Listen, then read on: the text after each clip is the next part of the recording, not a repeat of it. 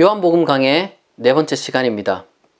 요한복음 1장 35절에서 51절은 예수께서 제자들을 부르시는 장면입니다. 공관복음에 보면 이 예수께서 제자들을 부르시는 장면이 있는데, 거기에는 이스라엘 그 전설의 12지파에 근거해서 12제자를 부르는 장면이 있고, 그리고 또한 나름대로의 어떤 제자 부르는 장면이 공통적으로 나와 있습니다. 거기에 비해서 요한복음은 전혀 다른 그러한 제자 부름의 장면을 보여주고 있습니다. 물론 요한복음에도 여러 명의 많은 제자들이 따랐지만, 여기서 등장하는 그 제자들이 전부인데요. 12제자가 다 나오진 않고 현재 여기서 불리는 안드레, 베드로, 빌립, 나다나엘 이 정도, 그리고 익명의 제자 한 명 있고요. 그리고 여기서 이 장면에 나오진 않지만 이름으로 또한 나타나는 제자는 가룟 유다와 도마 정도입니다. 그렇다면 1장 35절에서 39절을 읽어보도록 하겠습니다. 또 이튿날 요한이 자기 제자 중 두 사람과 함께 섰다가 예수께서 건의심을 보고 말하되, 보라, 하나님의 어린 양이로다. 두 제자가 그의 말을 듣고 예수를 따르거늘 예수께서 돌이켜 그 따르는 것을 보시고 물어 이르시되, 무엇을 구하느냐? 이르되, 랍비여, 어디 계시오니이까 하니, 랍비는 번역하면 선생이라. 예수께서 이르시되, 와서 보라. 그러므로 그들이 가서 계신 데를 보고 그날 함께 거하니 때가 10시쯤 되었더라. 세례 요한은 제자가 많았습니다. 그 중에 두 명이 함께 세례 요한과 있었는데 예수의 건의심을 보게 됩니다. 그러자 세례 요한은 바로 그 자신의 제자들에게 지체 없이 바로 저 사람이 지금까지 내가 증언했던 바로 그 하나님의 어린 양이다, 이렇게 알려줍니다. 그런데 여기서 흥미로운 점은 요한복음에서 예수를 보고 라고 말하지 않고 예수가 건의심을 보고 라고 이야기를 합니다. 사실 이러한 장면 묘사들을 정말로 그냥 어떤 그 역사적인 현장을 재현해 놓았다라고 생각하면 어색한 묘사가 너무 많이 있습니다. 왜냐하면 예수가 도대체 무슨 목적으로 어딜 가는지 아무것도 알려주지 않고 있기 때문입니다. 예수가 지금 단지 그냥 산책하고 있다, 이런 모습이 갑자기 등장하는 것은 어떻게 보면 굉장히 어색하죠. 이것을 그런 식으로 보기보다는 어떤 이 순간순간에 그 암시되는 것들이 있다라고 생각하고 보면은 요한복음 훨씬 더 풍성하게 읽혀질 수가 있습니다. 이것은 놓치면 다시 잡을 수 없는 순간에 지금 왔다 갔다 하고 있다, 이걸 지금 보여주는 거예요. 우리가 살아가다 보면은 그런 식으로 우연히 이렇게밖에 표현할 수 없는, 혹은 예상치 못한 그런 식으로밖에 표현할 수 없는 그런 순간이 찾아오는데, 진리라는 것을 마주할 때도 그래요. 우리가 우연히 예상치 못한 순간에 이건 진리가 아닌가 하고 그런 것과 마주하는 그런 순간이 살다 보면 찾아오게 됩니다. 이것에 대해서 어떻게 설명할 수는 없지만 지금 세례 요한은 바로 그 순간이다 라는 것을 보고 제자들에게 알려준 거예요. 하나님의 어린 양이다. 바로 그러자 제자들은 지체하지 않고 곧바로 예수에게로 나아갑니다. 도대체 무엇이 이 세례 요한의 제자들로 하여금 그렇게 뒤도 돌아보지 않고 곧바로 나아가도록 결단하게 만들었는지 우리가 정확하게 알 수는 없지만, 최소한 이것이 우리가 의미하는 바를 찾게 된다면, 우리는 무언가를 누군가한테 아무리 배웠다 할지라도 거기서 졸업할 준비가 항상 되어 있어야 된다, 이것을 우선 우리가 알 수가 있습니다. 지상의 그 어떤 것도 우리의 영원한 어떤 스승이 될 수는 없어요. 세례 요한도 마찬가지입니다. 아무리 세례 요한이라 할지라도, 아무리 우리를 가르친 스승이 세례 요한이라 할지라도 그가 가르치는 것에는 한계가 있고, 결국에는 그러한 어떤 수많은 스승들이 지향하는 바가 궁극적으로는 온전한 진리라는 것을 깨닫는다면, 우리가 배우고 알아감에 있어서 어느 누군가 한 사람 내지는 어느 하나의 어떤 그 교리적인 가르침에 대한 맹목적인 추정이라는 것은 굉장히 위험하고 걸림돌이 될 수 있다는 것을 우리가 잊어선 안 됩니다. 한편 예수도 자기를 향해 오는 그들을 보았습니다. 그리고 요한복음에서 예수가 처음으로 입을 열어서 그들에게 하는 말이 바로 이것입니다. 너희가 무엇을 구하느냐? 이 질문은 정말 우리에게도 중요한 질문으로 다가올 수 있습니다. 만약 우리가 그 두 제자라고 했을 때, 말하자면 어떤 그 절대적인 권능과 선이자 그리고 또한 진리의 화신이신 예수를 만났을 때, 그리고 바로 그 예수가 우리에게 너는 무엇을 구하느냐 라고 만약에 묻는다면 여러분 어떻게 대답하시겠습니까? 이 질문을 지금 딱 들었을 때 마음속에 뭔가 떠오른 것, 그게 바로 우리의 가치관입니다. 만약에 아무것도 떠오르지 않았다, 그게 바로 우리의 현재 상태라고 할 수 있습니다. 그 가치관, 그 상태를 그대로 여러분들이 유지하실지 아니면은 조금 더 성숙시켜야 하지 않는가라는 그런 생각이 드는지는 사람마다 다 다르겠지만, 적어도 우리가 여기서 알아야 되는 건 예수 그리스도께서 그것을 묻고 그것을 우리가 이제 들었을 때 우리가 예수를 향해서 마치 그분이 램프의 지니, 소원 들어주는 사람인 것처럼 생각해서는 안 된다는 겁니다. 오히려 우리는 그 질문을 들을 때 반성을 하게 돼요. 저는 그렇습니다. 예수 그리스도께서 그런 것을 물었을 때, 그리고 우리가 무언가를 답하면은 예수는 분명히 그런 것을 줄 능력이 있다는 것을 요한복음은 전제하고 있습니다. 왜냐하면 선지자는 로고스고 이 세상을 만든 그러한 존재니까.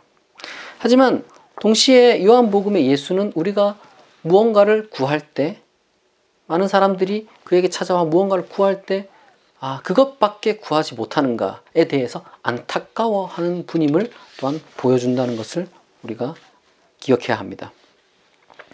물론 세례 요한의 제자들이 돈을 말한 것도 아니었고, 건강, 지식, 출세, 권력 이런 것 같은 어떤 개인적인 이익을 구한 것도 아니고, 한편으로는 빈부격차 해소, 계급 철폐, 무슨 거창하게 인류 평화 혹은 자연 환경 어떤 회복 이러한 거대 담론을 또한 이야기한 것도 아니에요. 그런 게 아니라 단지 그들은 되물었습니다. 너희가 무엇을 구하느냐라고 예수께서 말하자 그들은 어디 계시니까 이렇게 되물었어요. 그런데 이때 이 제자들은 예수를 향해서 뭐라고 부르느냐? 랍비라고 불러요. 랍비.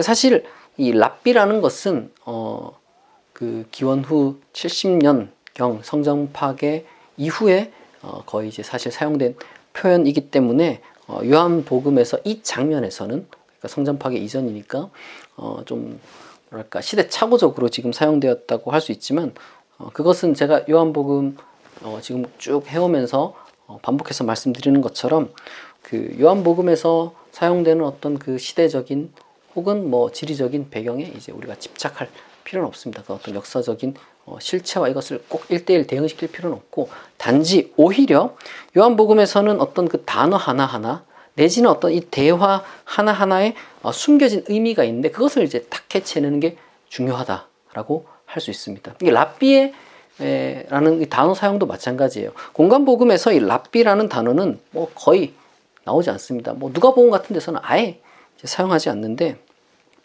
근데 요한복음 같은 경우에서 의도적으로 이 랍비라는 단어를 사용해요. 이것은 두 가지 의미가 있는데, 첫 번째로는 이제 어떤 인식의 한계를 지금 지적하기 위함합니다. 그러니까 예수를 랍비로 본다는 것은 단지 비교적으로 나은 존재로 지금 인식하고 있는 거예요. 더 이상 이제 세례 요한에게서는 배울 것이 없다라고 판단을 하고, 비교적 더 나은 인간적인 존재로 지금 예수를 바라본다라는 어떤 그러한 한계를 보여주는 거죠. 말하자면 언젠가 세례 요한에게서도 그러했듯이 배울 것이 없으면 언제라도 떠날 수 있는 그러한 일시적인 그러한 스승 정도로 지금 보려고 그들이 다가온 것을 지금 보여주는 것이 바로 랍비어라는 그런 표현이고요. 그런데 한편으로 동시에 요한복음에서 이 랍비라는 단어는 주님이라는 단어와 또 대비되어 사용됩니다. 그러니까 예수 그리스도를 랍비로 보는 존재가 있는가 하면 예수 그리스도를 랍비로 보는 존재에서 주님으로 보는 존재가 또한 요한복음 읽다 보면 등장해요. 호칭이 변화합니다. 말하자면 이 예수를 처음에는 비교적 나은 스승 정도로 보고 온 자들이 예수의 참모습을 제대로 발견하게 되면은 거기서 멈추지 않고 그분을 주로 고백하게 된다는 거예요. 그리고 또한 역설적으로 예수를 주님으로 고백하는 것이 비로소 예수를 제대로 알아본 것이라는 것을 또한 보여준다라는 그런 암시가 지금 이 한마디에 압축적으로 담겨져 있습니다. 계속해서 요한복음 읽다 보면 우리가 그것을 발견할 수 있을 겁니다. 한편 이 제자들이 어디 계시냐라는 그러한 질문을 했는데 이때 사용된 그 동사, 헬라어 동사가 메노라는 거예요. 메노. 그러니까 머문다라는 뜻인데 이게 우리말 성경에서는 이 메노라는 동사가 이 요한복음 1장에서 다채롭게 사용되었는데 이게 문맥에 따라서 조금씩 이제 우리말로 자연스럽게 번역을 해놔서 이게 같은 동사인지 느낌이 안 오게 되어 있어요. 이거는 성령이 예수 위에 머물렀다 할 때 사용된 바로 그 단어입니다. 구체적으로 말씀드리면 요한복음 1장 32절에서 33절에서 이제 성령이 예수에게 머물렀다라고 하잖아요. 바로 그 단어가 여기도 사용된 거예요. 세례요한의 제자들은 예수에게 어디에 머무느냐라고 묻고 뒤이어 그리고 이제 본문에서 읽은 것처럼 그 제자들은 예수와 함께 머무르게 됩니다. 우리말로는 이게 뭐 머무르다, 계시다, 거하다 다양하게 번역되었지만 결국 다 같은 동일한 단어입니다. 그러니까 앞서 해설했듯이 이들이 단순히 예수를 발견한 게 아니라 예수의 건의심을 봤어요. 일회적인 현재의 가치관의 우선순위만 딱 채워주고 떠나 보내는 그러한 것은 어리석은 것이죠. 우리가 진리의 화신이 내게 왔는데 단순히 뭔가 내 가치관의 가장 우선순위 하나만 딱 채워주고 그를 떠나보내는 것은 굉장히 바보 같은 겁니다. 너희가 무엇을 구하느냐라는 이러한 그 질문에 그들은 어디에 머무십니까? 라는 그러한 어떤 그 다시 묻는 것을 통해서 나는 당신과 길게 오래도록 머물면서 내 가치관을 변화시키고 성숙시키고 싶다라는 그런 의사를 지금 내비친 거예요. 어디에 머무르십니까? 따라가겠다는 거잖아요. 같이 머물겠다는 거잖아요. 종교를 갖는다는 것은 그런 의미가 있습니다. 종교를 갖는다는 것은 최소한 그 종교의 창시자와 그 전통에 대한 오랜 배움을 통해서 내 가치관을 성숙시키는 것을 포괄합니다. 만약 어떤 종교가 있는데 내 가치관을 하나도 변화시키지 못하고 도리어 그저 현재 내 가치관의 최상위 욕망만을 충족시키는 그러한 종교라면 과연 우리가 그러한 종교를 진리의 종교라고 말할 수 있겠는가? 그렇지는 않다는 거예요. 예수는 자기에게 찾아온 그들을 제자로 삼았습니다. 그리고 요한복음 1이 일어난 시간이 10시라고 표현을 하는데요.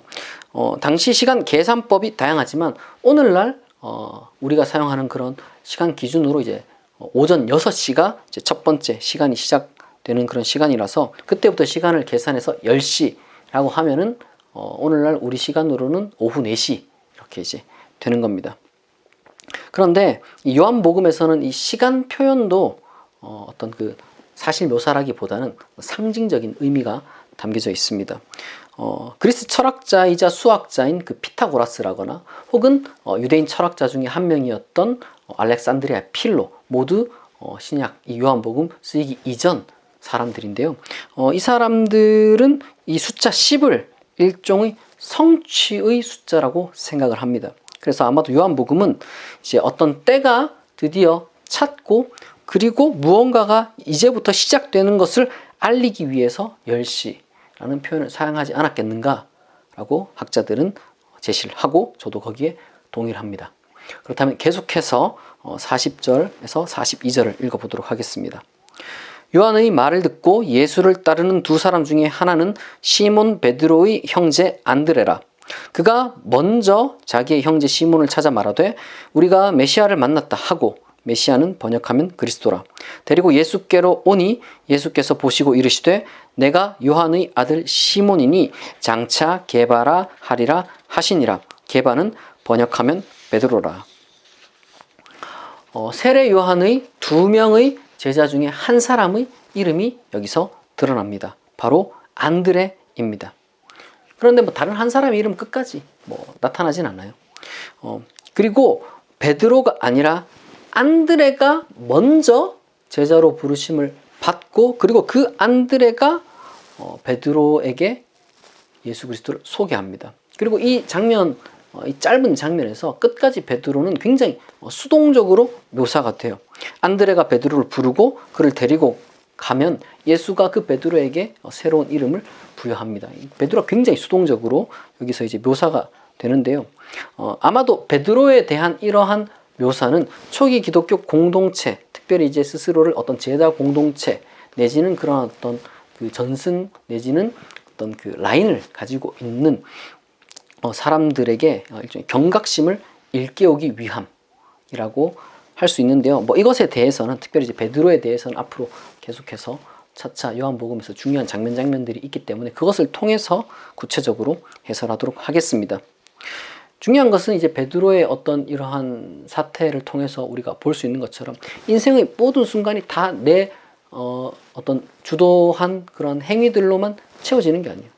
다 내가 한 것으로만 내 인생이 구성되는 것은 아닙니다.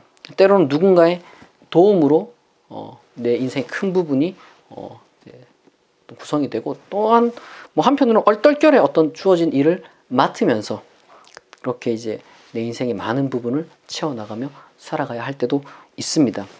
근데 우리가 이제 좀 더 넓게 생각하면 어떤 내 자의와 타의 사이에서 우리가 어떤 그 균형을 잡는 것이 전부라고 생각할 수 있지만, 기독교는 조금 더 넓게 생각할 수 있습니다. 무슨 말이냐면 우리의 삶 전체는 하나님 손안에 있다는 거예요. 하나님께로 우리의 삶은 나아가고 있으며, 그리고 또한 하나님은 나를 향한 계획을 이미 갖고 계시며, 마치 예수 그리스도께서 베드로에게 이름을 지어 줌으로써 그가 어떤 일을 해야 하는지, 사명이 무엇인지 깨닫는 것처럼 우리도 그러한 어떤 깨닫는 순간이 있다는 겁니다. 누구나 메시아를 만난다고 다 개바가 되는 건 아니죠. 각자 고유한 사명이 다 있습니다. 근데 중요한 것은 우리가 메시아를 만나는 그러한 순간이 분명히 우리 가운데 있다는 거예요. 바로 이 요한복음 내용을 읽을 때, 그리고 들을 때, 바로 우리는 메시아를 만나는 순간이라고 지금 요한복음의 저자는 의도하고 있는 겁니다. 우리는 이미 마태복음을 통해서 게바, 정확하게는 이제 베드로라는 그 이름의 의미를 알고 있습니다. 돌, 반석이라는 뜻이죠.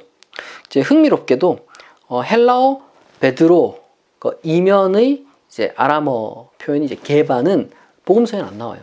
마태복음에 이제 이 이름 짓는 장면이 나오는데 거기서도 이제 게바는 안 나옵니다. 베드로라고만 나오지. 또한 다른 데서도 찾기가 힘들어요. 특별히 바울 같은 경우는 갈라디아서 2장에 보면은 잠시 잠깐 베드로라는 표현을 쓰긴 하는데 그게 정말로 바울이 쓴 부분인지 아닌지 논란이 있는데, 어쨌든 그거를 제외하고서는 항상 바울은 베드로를 게바라고 부릅니다.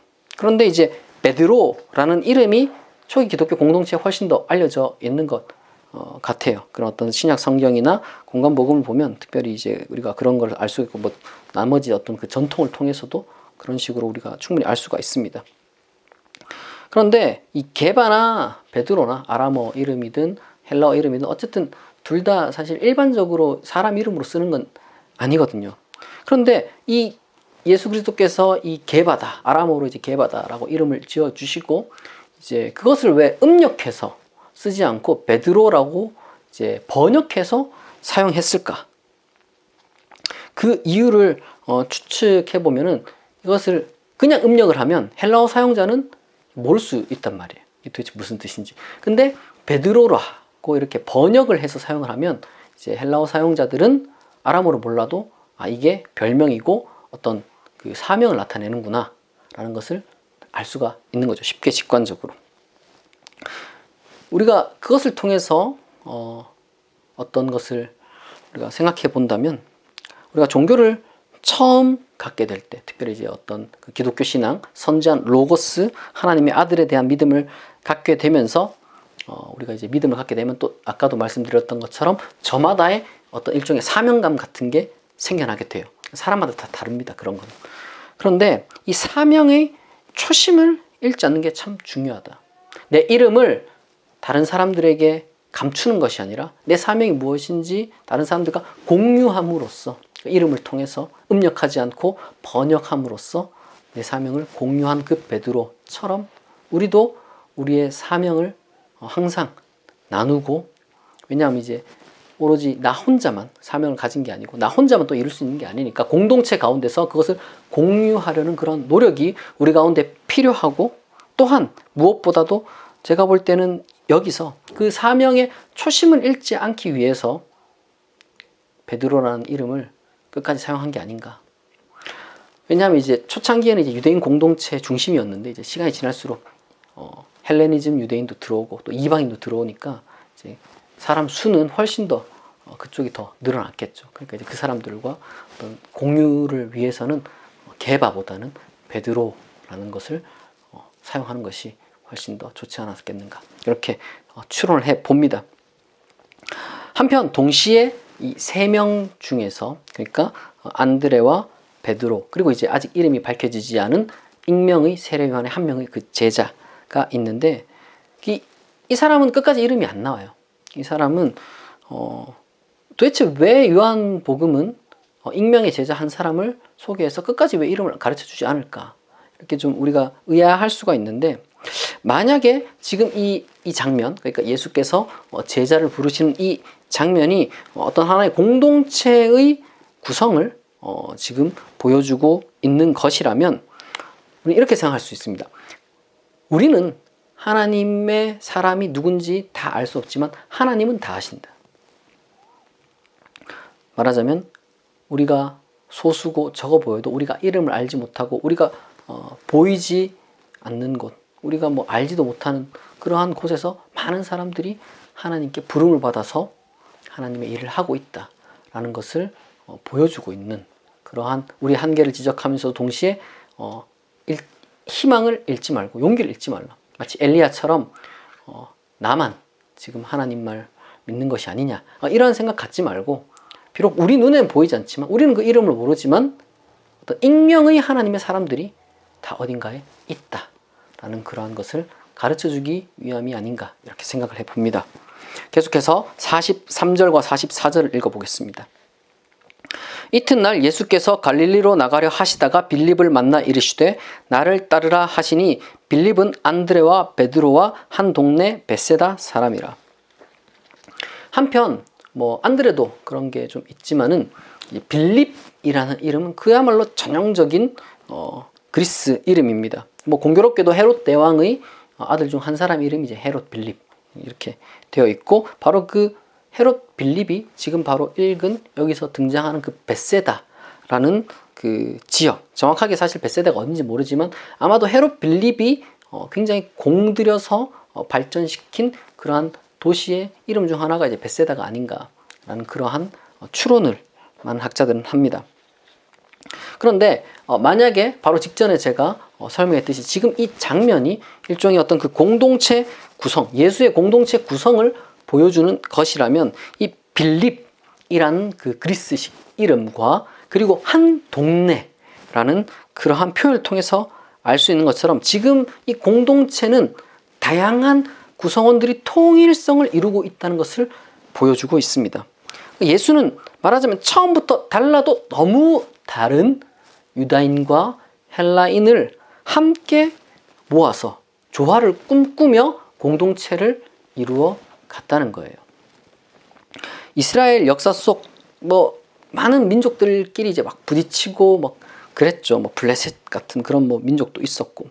그런데 이제 신약 시대에 가장 중요한, 소위 말해서 어떤 그 유대 문화를 어떤 고유하게 추구하는 것과, 그리고 이제 그것과 또 구별된 이러한 문화가 존재했는데, 가장 큰 그 유대와 비유대, 비유대를 상징하는 게 뭐였냐 그러면 헬라 문화였어요. 혹은 뭐 헬레니즘 문화라고도 할 수 있겠죠. 그 대다수 초기 기독교 공동체는 자신들의 시작은 그야말로 유대적인 것이다 라고 그렇게 보았고, 실제로 아마 역사적으로도 그렇게 맞을 겁니다. 그런데 지금 요한복음은 그것을 완전히 뒤집어 놓는 거예요.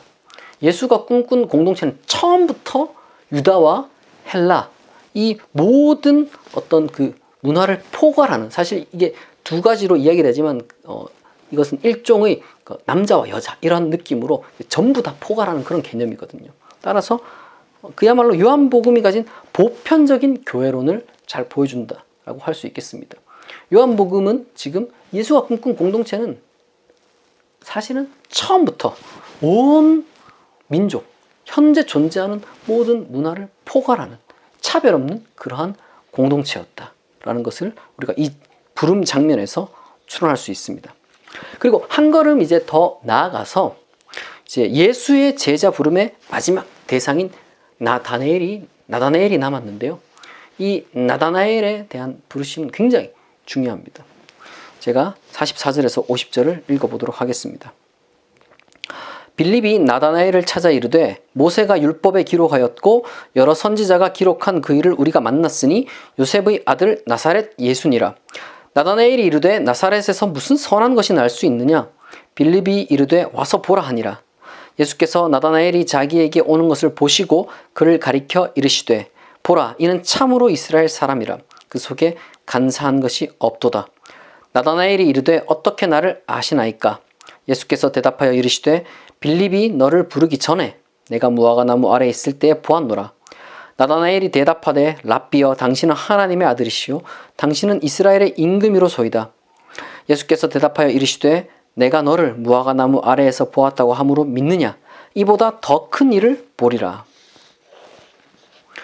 나다나엘은 신약을 통틀어서, 그리고 요한복음까지도 포괄해서 딱 여기만 나오는 그런 인물입니다. 그리고 다시 나오지 않아요. 나머지 제자들, 지금 여기 부름의 장면에 있는 뭐 안드레라거나 베드로라거나 그리고 뭐 빌립이라거나 이름이 불린 그러한 제자들은 그래도 나름 이어지는 요한복음에서 어떤 크고 작은 역할을 감당합니다. 그런데 이제 나다나엘은 이후에 나오지 않아요. 대신에 이 제자 부름 순간에서 제일 중요한 역할을 이 나다나엘이 하고 있습니다. 그러니까 나다나엘의 지금 역할은 이 부르는 순간의 이 장면이라는 거죠. 요한복음에서는. 이 나다나엘이라는 이름은 이건 히브리 이름의 음력입니다. 그러니까 본래 히브리어 이름은 느다엘 이런 식으로 우리말 구약 성경에는 이제 번역이 되어 있고요. 그 뜻은 하나님이 주셨다. 그리고 이제 거기서 조금 더 의역을 해서 하나님의 선물이라고 이제 해석을 하기도 해서, 그래서 요거를 헬라어 이름으로는 이제 번역을 하게 되면 음력이 아니라 테오도루스라는 게 바로 요 같은 의미를 갖습니다. 뭐 나다나엘, 느다엘, 테오도로스 이제 다 이제 같은 이름이라는 거예요. 중요한 것은 이제 세례 요한은 안드레와 익명의 제자를 예수에게로 인도를 했고, 그리고 안드레는 베드로를 예수에게로 인도를 했습니다. 그리고 빌립은 안드레와 베드로 한 동네 사람으로 예수에게로 나아갔고 예수에게 발견되었죠. 정확하게 말하자면. 그리고 바로 그 빌립이 마침내 나다나엘에게 예수를 소개합니다. 굉장히 이제 연쇄작용이 이렇게 일어나는데, 마치 지금 빌립이 이렇게 하는 이야기를 들어보면 마치 사도행전에서 이제 에디오피아 관리에게 어떤 그 구약의 메시아에 대해서 이제 전도하듯 그러한 내용처럼 지금 구약의 모세와 그리고 예언자가 약속한 바로 그 사람이 나타났다, 메시아가 나타났다, 이렇게 이제 빌립이 전달합니다. 그럼 이제 나다나엘이 그것을 듣고 곧바로 그러냐, 아 감사하다, 놀랍다 이렇게 반응한 게 아니라 약간 좀 비웃는 듯이 그냥 이렇게 반응을 합니다. 나사렛에서 무슨 선한 것이 날 수 있느냐. 그러니까 그러한 동네에서 뭐가 그렇게 뭐 대단한 그 메시아가 나겠느냐, 말도 안 되는 소리 하지 마라, 이런 게 이제 지금 여기 깔려 있는 거죠. 이게 이전 강의에서 말씀드린 것처럼 이것은 어떻게 보면은 한계에 갇힌 전형적인 무지를 나타내는 그러한 장면입니다. 여기에 대해서 이제 예수께서는 그를 보시고 그를 향해 보라, 이는 참으로 이스라엘 사람이라 그 속에 간사한 것이 없도다 라고 칭찬합니다. 사실 그렇게 이야기를 하고 반응을 보였으면은 뭔가 꾸짖거나 어떻게 보면은 조금은 냉소적으로 반응할 만한데 오히려 굉장히 긍정적인 대답을 들려줍니다. 어떻게 보면 당연한 거죠. 무지는 그 자체로 정죄의 대상이 될 수가 없습니다. 참으로 이스라엘 사람이라면 인식에 한계가 있기 때문에, 아는 것에 한계가 있기 때문에 어쩔 수 없이 그렇게밖에 생각을 못하는 게 당연하다는 거예요. 그리고 이 나다나엘이라는 그 이름이 보여주는 것처럼 여기서 지금 예수의 그 정체성 확인, 이스라엘 사람이다 라고 해주는 것처럼 지금 그는 늘 요한복음이 문제로 삼고 있는 전형적인 어떤 그 경멸적인 유대인과는 좀 뭐랄까 그 비교되는 그러한 존재라는 것을 우리가 알 수가 있습니다. 말하자면 유대인은 유대인인데 얼마든지 어떤 그런 편향성, 말하자면 간사한 것이 없으면 어떤 자기 합리화라든지 확증 편향이라든지 그러한 것이 없다면은 겸손하게 배우려는 자세, 순수하게 어떤 그 삶에 대한 갈망이 있다면은 충분히 더 그는 진리를 깨달을 수 있는 그런 사람이 될 수 있다는 것을 보여주는 겁니다. 변화는 충분히 이루어질 수 있어요. 요한복음이라고 해서 유대인은 무조건 다 그런 문제 있는 사람이다 이런 걸 이야기하는 게 전혀 아닙니다. 그리고 또한 무식한 사람 하면서 손가락질 하지도 않아요. 무지는 부끄러운 것도 아니고 태생이 중요한 것도 아닙니다. 그런 것들을 정죄할 수는 없어요. 그게 왜 정죄의 대상이 되겠어요? 사람이란 당연히 모든 것을 다 알 수도 없고 또 뭐 아는 것도 바르게 다 알 수도 없는 노릇이에요. 중요한 것은 뭐냐? 여기서 이제 이 진리 앞에서 제일 중요한 건 바로 겸손입니다. 겸손. 그리고 어떤 편향성을 가지지 않으려고 노력하는 것. 자기 합리화, 자기 정당화를 하지 않으려고 하는 것. 굉장히 어렵죠. 어떻게 보면은 거의 자기 부인과 동의어가 될 수도 있을 겁니다. 왜냐하면 내가 아는 것들을 단순히 거기서 보충하는 게 아니라 내가 알고 있는 것들을 완전히 다 깨버려야 되는 그런 순간이 찾아올 때도 있기 때문에 우리는 굉장히 그런 순간들에 어떻게 보면 그런 것들을 이제 마주한 순간에 그런 걸 잘 못해요. 내가 잘못 알았구나. 잘 배워야겠다. 제대로 알아야겠다. 이런 생각을 하기보다는 저게 틀렸을 거야. 뭔가 잘못된 게 없을까? 내가 분명히 맞을 건데. 뭐 이런 식으로 자꾸 합리화를 하는 거죠. 그런 식으로는 안타깝지만 간사한 것이 없는 참 이스라엘이라고 불릴 수는 없습니다. 한편 나다나엘은 바로 그러한 이야기를 하는 예수를 향해 어떻게 자신을 아느냐고 묻습니다. 사실 그런데 이 장면에서 조금 어려운 것이 뭐냐면은 수천 년 전의 외국어로 그것도 이제 너무 단순한 문장으로 이제 쓰여 있기 때문에 이 요한복음의 그 문장들이 좀 너무 단순하거든요. 그러다 보니까 사실 그 뉘앙스를 100% 파악할 수가 없어요. 지금 어떤 감정 상태로 지금 묻는 것인지 정확하게 알 수는 없습니다. 다만 아마도 나다나엘이 지금 여기서 묻는 게 내가 이스라엘 사람이란 거 어떻게 아셨습니까? 이런 걸 묻는 건 아닐 거예요. 당연히. 그런 건 아닐 거고 아마 빌립이 이미 나다나엘에게 지금 장면을 보면은 메시아라고 이야기를 했고 이제 그를 소개했죠. 그런데 이제 바로 그 사람이 자기 앞에 있고 그런 식으로 이야기를 하니까 아마도 어떻게 보면은 그를 시험하려고 하는 것이 아닌가 이런 생각이 저는 개인적으로 좀 듭니다. 그래서 그것을 알아차린 예수는 지금 당신이 뭘 알길래 그런 식으로 말을 하느냐. 네가 진짜 뭐 메시아면 뭔가를 똑바로 알겠지. 넘겨짓지 말고 한번 얘기해 보시오. 이런 식으로 지금 어떻게 보면 나다나엘이 이야기를 했고 거기에 대해서 이제 예수 그리스도께서 뭐라고 답하느냐. 빌립이 너를 부르기 전에 네가 무화과 나무 아래에 있을 때 보았노라. 이렇게 답을 해요. 사실 이 이야기만 들으면 도대체 이게 무슨 대화가 오가는지 잘 알 수가 없습니다. 이것을 그래서 조금 더 잘 이해하려면 약간의 배경 지식이 있어야 합니다. 무화과 나무는 이스라엘 종교에서 하나님의 돌보심의 상징 중에 하나라고 할 수 있습니다. 그러니까 무화과 나무에 열매가 맺힌다. 이런 것은 하나님이 지금 복을 주고 계신다. 하나님이 지금 돌보고 계신다. 이런 뜻이고, 또한 예언자 전통에서는 특별히 어떻게 보면 이제 회복을, 이스라엘 어떤 회복을 상징하는 그러한 표현이었습니다. 그러나 동시에 그런 표현만 있는 게 아니라 동시에 이 무화과 나무 아래에 있다는 것은 굉장히 수동적인 이야기를 지금 보여주는 것이고, 아무것도 하지 않고 그저 그냥 어떻게 보면은 뭐 현실적인 거죠. 그냥 기다리고 있는 거예요.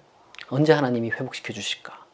이렇게 그냥 힘없이 수동적으로 기다리고 있는 거고, 또 한편으로 무화과 나무 아래에 있다는 것은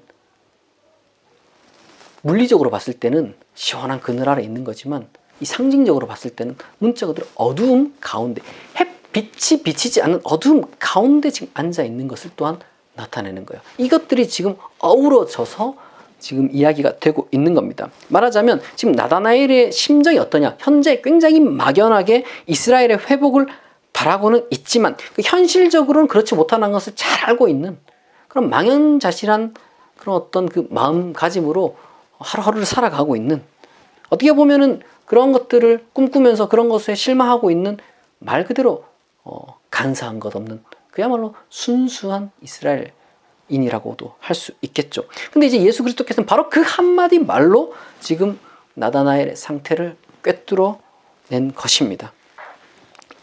이 말을 그러니까 듣자마자 나다나엘이 완전 그냥 신앙의 고백의 도약을 보여주는 거예요. 랍비에서 하나님의 아들에서 이스라엘 임금으로. 나다나엘은 지금 왜 이렇게 지금 막 도약을 했을까요? 내 자신의 마음 깊은 곳을 살필 수 있는 이야말로 진짜 하나님의 아들이라는 것을 그가 깨달았기 때문입니다. 교부 어거스틴이 그런 말을 했어요.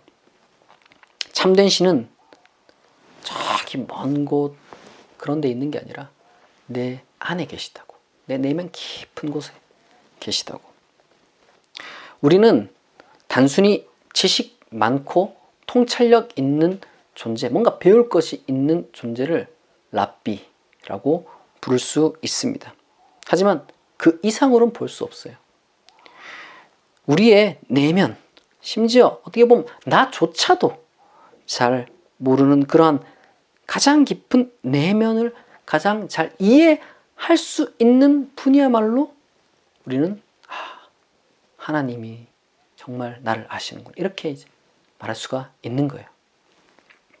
그래야지 그분이 하나님이죠. 단순히 무슨 어떤 객관적인 삼라만상을 다 안다 한들 내 심정 몰라주면 무슨 의미가 있겠어요.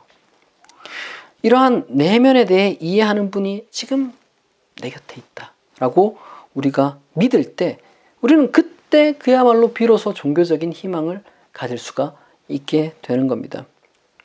그리고 한 걸음 더 나아가, 사실 우리 내면에 어떤 그 갈망이 있다 할지라도 아까 너희가 무엇을 구하느냐고 말했을 때 우리가 뭐 우물쭈물한다거나 아니면 뭐 엉뚱한 것밖에 떠오르지 않는다거나 이렇게 우리가 무엇을 구해야 할지조차 제대로 모르는 그러한 상태일 때가 있는데, 그러한 우리를 위해서 우리가 예상하지도 못했던 것, 그런 것이 지금 예비되어 있다라고 또한 얘기를 들을 수가 있다면 그야말로 놀라운 일이죠. 우리가 생각할 수 있는 것보다 더 위대한 것, 그것이 예비되어 있다. 그것이 바로 기독교 신앙이 주는 혹은 약속하는 것이라고 할 수 있습니다. 마지막으로 51절을 읽어보도록 하겠습니다. 또 이르시되 진실로 진실로 너희에게 이르노니 하늘이 열리고 하나님의 사자들이 인자 위에 오르락 내리락 하는 것을 보리라 하시니라. 지금 이 본문에서 요한복음에 나타나는 예수님의 화법 중에 가장 중요한 게 지금 등장했습니다. 그게 뭐예요? 진실로 진실로 너희에게 이르노니. 이걸 헬라어로 음역하면 뭐냐? 아멘 아멘 레고 휘민입니다. 진실로 진실로 이게 뭐야? 아멘 아멘이라는 거예요. 바로 우리가 말할 때, 기도할 때, 뭐 찬양할 때 하는 바로 그 아멘입니다. 이 아멘이라는 것이 근데 우리도 그렇게 사용하고 있지만 본래는 화답하는 그런 용으로 우리가 사용을 해요. 그러니까 맹세할 것을 무언가 이제 낭독을 하게 되면 거기에 대해서 우리가 그 맹세를 지키겠습니다 하는 의미로 뭐 아멘 하기도 하고, 또한 뭐 우리가 기도를 드리고 나서 그 기도에 대해서 이제 아멘이라고 소리 내므로써 그것에 대한 어떤 하나님께서 이루어 주실 것에 대한 어떤 믿음, 뭐 확언, 이런 것들을 이제 우리가 표현하는 것이죠. 근데 여기서 예수는 어떤 그 화답으로 사용하지 않고 먼저 그냥 아멘 아멘 하고 이제 이야기를 이어갑니다. 이러한 이중 아멘은 게다가 또한 신약 성경 다른 데서 나오지 않고 여기만 나온 데다가 해설이 뭐 별다로 이렇게 주어져 있지 않아요, 요한복음에서. 그래서 우리가 여기서 어떤 신학적으로 추론을 해 보자면은 아마도 이러한 맥락 속에서 예수 그리스도는 지금 아버지로부터 들은 것을 전한다라는 그러한 의미로 첫 번째 아멘이 여기에 있는 것이고, 내가 아버지께 들은 것을 너에게 어떤 진리를 전한다. 아멘. 전하는 것. 두 번째로는 내 스스로 선지한 로고스인 내가 보증한다는 의미로 아멘. 두 번째 아멘이 있다고 보아도 될 것 같습니다. 실제로 요한복음 3장 14절 라오디게아에 보낸 편지로 묘사된 그 구절에 보면 예수를 어떻게 이야기를 하느냐. 초기 기독교 공동체는 예수를 아멘이시오, 충성되고 참된 증인이시오, 하나님의 창조의 근본이신 이로 부르면서 이제 찬송을 불렀음을 우리가 이제 확인할 수가 있습니다. 그러니까 예수가 아멘이다라는 그러한 신앙 고백이 초기 기독교 공동체에 있었다는 거예요.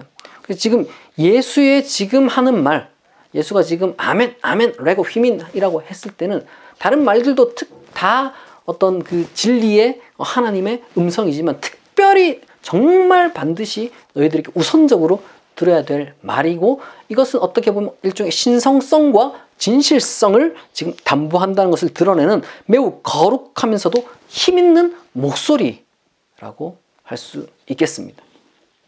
그런 의미에서 비록 뭐 우리말 성경이 어떤 그 화답의 뉘앙스와 그다음에 어떤 신성성이란 뉘앙스를 잘 드러내지는 못해도, 그럼에도 불구하고 이 진실로라는 번역이 이제 어쨌든 진실성이라는 것은 그래도 잘 드러내주기 때문에 우리말 번역이 그래도 비교적 다른 어떤 영어 성경이나 이런 것에 비해서는 훨씬 더 잘 됐다라고 그렇게 생각을 합니다. 어쨌거나 예수께서는 여기서 이제 너희에게 이르노니라고 해요. 너희. 그러니까 지금 나다나엘에게만 하는 얘기가 아니라 지금 이 얘기는 이제는 자신이 다 모은 그 제자들을 향해서 조금 더 상징적으로 말하자면 이제 앞으로 예수를 따를 모든 공동체를 향해서 지금 너희들이 볼 위대한 비전이 무엇이냐 한마디로 압축해서 지금 이야기를 들려주는 것입니다. 바로 하늘이 열리고 하나님의 사자들이 인자 위에 오르락 내리락 하리라는 그러한 비전입니다. 이 장면 그 자체는 분명히 창세기 28장의 그 야곱의 비전의 그 오마주일 겁니다.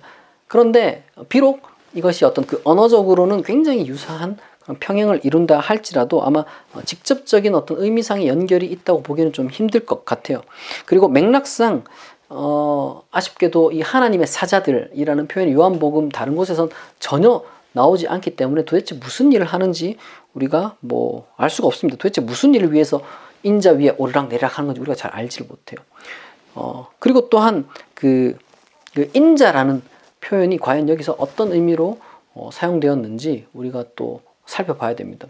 그래서 우리가 정확하진 않지만 하나님의 사자들이 사용된 어떤 배경, 그리고 인자라는 말의 배경을 종합적으로 우리가 생각해 볼 필요가 있어요. 따로따로 살펴보면은 먼저, 그래서 일반적으로 오늘날 우리는 하나님 이러면 전능한 하나님 이러면은 하나님이 뭔가 혼자 스스로 다 해내실 수 있는 그런 분으로 우리가 이제 생각을 하기 쉬운데, 근데 고대에는 오히려 이제 많은 능력 있는 신하를 거느린 것이 이제 권능의 어떤 권위의 이제 상징이었습니다. 그러니까 위대한 존재는 홀로 존재한다는 건 어떻게 보면 굉장히 헬라 철학적인 그런 개념이고, 그보다 약간은 좀 대중적인 관념으로는 위대한 존재일수록 위대한 신하들을 많이 거느린다라고 볼 볼 수 있습니다. 그러니까 지금 예수가 뭐 무능하기 때문에 아니면 하나님이 무능하기 때문에 어떤 천사들이 어떤 사역을 한다라기보다는 지금 현재 우리가 정확하게는 알 수는 없지만 어떤 이 예수 그리스도가 이 지상에서 무슨 일을 함에 있어서 필요한 지금 일들을 하고 있다. 그러니까 지금 예수 그리스도는 하늘과 지금 연결되어 있다는 것을 보여주고 비록 예수가 뭐 하늘로 올라갔다 내려갔다 직접 하는 건 아니지만 천사들이 보이지 않는 곳에서 오르락 내리락 하면서 어떤 일을 하고 있다.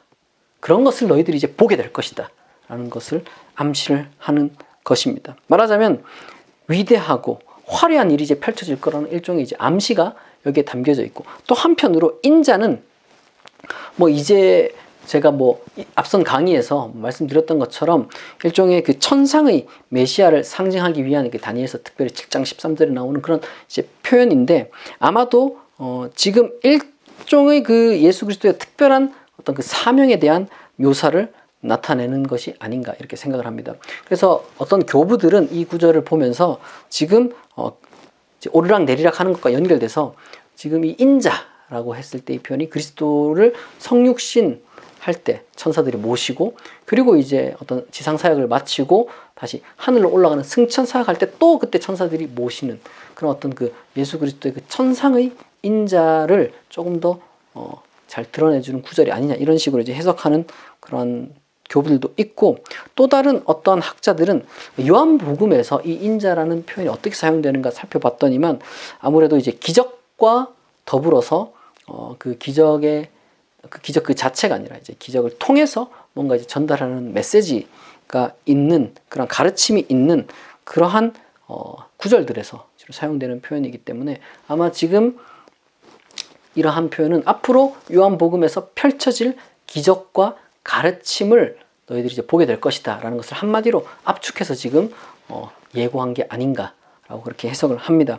뭐 어떤 것이든지 성육신과 승천을 상징한 것이건 아니면 지상에서 앞으로 예수 그리스도께서 보여줄 기적과 어떤 가르침에 대한 것이건 그것을 예고한다는 것만큼은 분명합니다. 이 대목은 어쨌거나 그러한 것이 앞으로 요한복음을 읽어나가면서 어떻게 펼쳐질지 기대하게 만드는 대목이라고 말할 수 있겠습니다. 정리하자면 이 요한복음 1장 35절에서 51절까지 예수 그리스도께서 제자를 부르신 이 장면을 여러분들이 기억하면서 제자가 된다는 건 무엇인가? 공동체를 이룬다는 것은 무엇인가? 그리고 어떤 예수 그리스도가 하나님이 나를 안다는 건 무슨 의미인가? 그리고 우리가 어떤 꿈을 꿀 수 있는가?